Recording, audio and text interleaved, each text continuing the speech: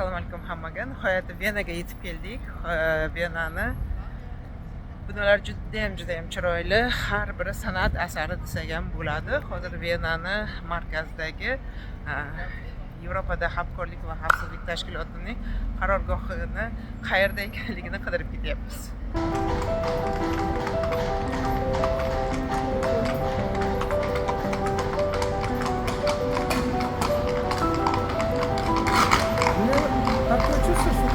Kafega kirgan очередь qaraylar. Shunaqa ham Центральный кафе. Очень красивое здание, да?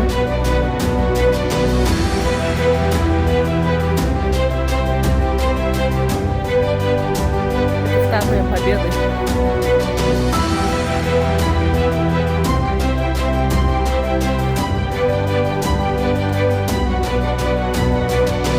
Bize Venani qoq markazida Hofburgda bize aynan mana shu yerda Avstriyaning malikasi Sisi yashagan. Shu yerda uni muzeyi ham bor va aynan hozir o'tamiz. Bu yerda 1939-yilda Hofburgda Gitler nutq so'zlab Avstriyani Germaniyaga qo'shilishiga da'vat etgan.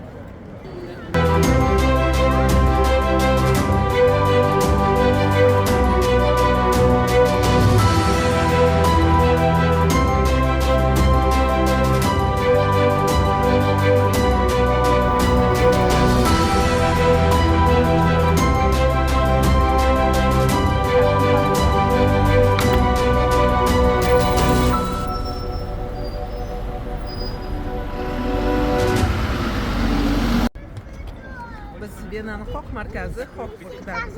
Bu Hofburg saroyi aynan bu yerda ilk tarixiy voqealardan biri sodir bo'lgan 1939-yilda, ya'ni Ikkinchi jahon urushi boshlanish arafasida ana ko'rib turilgan balkonda Gitler otashin nutq so'zlagan. Shunchalik odam ko'p bo'lganki, mana shu haykallarning ustiga ham odamlar chiqib ketgan.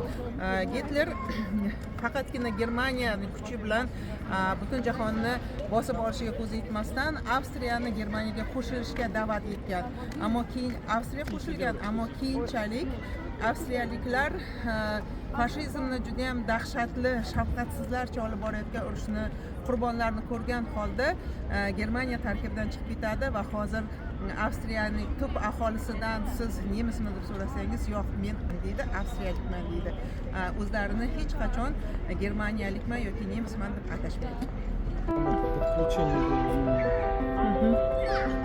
Ну, надеюсь, будет.